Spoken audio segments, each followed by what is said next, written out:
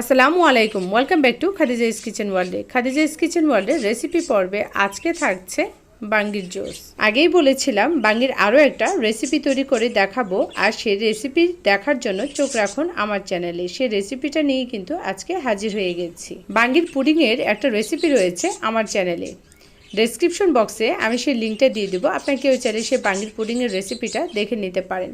যে বাঙ্গিতে এত উপকার আছে সে বাঙ্গির রেসিপিটা দেখবো না, সেটা তো হতেই পারে না। আশা করছি আপনারা ভিডিওটা দেখে উপকৃত হবেন। আর এখানে আমি জুসটা তৈরি করার জন্য কী কী নিয়েছি সেটা এখন বলে দিচ্ছি। বাঙ্গি নিয়েছি এখানে আমি, আমার যতটুকু পরিমাণে লাগবে ততটুকু নিয়েছি, আপনাদের প্রয়োজন মতো নিয়ে নিলেই হবে। চিনি দিয়ে দিয়েছি স্বাদ অনুযায়ী, আর দিয়ে দিচ্ছি এখানে ঠান্ডা পানি হাফ কেজি। আর এই জুসটা তৈরি করার ক্ষেত্রে কিন্তু ঠান্ডা পানি আর বরফটা অবশ্যই দিতে হবে। আর পুদিনা পাতা দিয়ে দিচ্ছি সামান্য পরিমাণ। আজকের রেসিপিটা ভালো লাগলে অবশ্যই লাইক, শেয়ার, কমেন্ট এবং সাবস্ক্রাইব করতে ভুলবেন না। আর দিয়ে দিচ্ছি এখানে আইসক্রিম।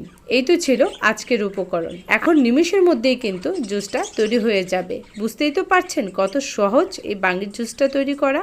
বাঙ্গিতে কি আছে সেটা জেনে নিন। বাঙ্গি ত্বক ভালো রাখে। বাঙ্গিতে আছে ভিটামিন এ, যা চোখের দৃষ্টি বাড়াতে সাহায্য করে। শরীরে রোগ প্রতিরোধ ক্ষমতা বাড়াতে সাহায্য করে এই বাঙ্গি। চুল পড়া বন্ধ করে, নতুন চুল গজাতে সাহায্য করে এবং চুলকে করে স্বাস্থ্য উজ্জ্বল।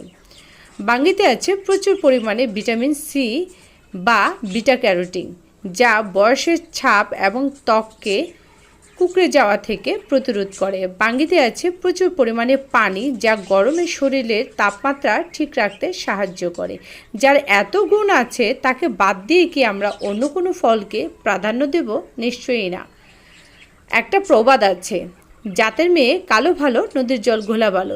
আমি জানি না প্রবাদটা ঠিক বলতে পেরেছি কিনা। যদি ঠিক বলতে পারি তাহলে অবশ্যই আমাকে কমেন্ট করে জানাবেন। তাহলে নিশ্চয়ই বুঝতে পারছেন বাঙ্গির উপকারিতাটা এখানে কতটুকু। প্রিয় ভিউয়ার্স, আপনাদেরকেই বলছি, যারা বাঙ্গিটা পছন্দ করেন না তারা অবশ্যই বাঙ্গিটা এভাবে করে জুসটা তৈরি করে খেয়ে তারপর আমাকে কমেন্ট করে জানাবেন। অবশ্যই উপকার পাবেন।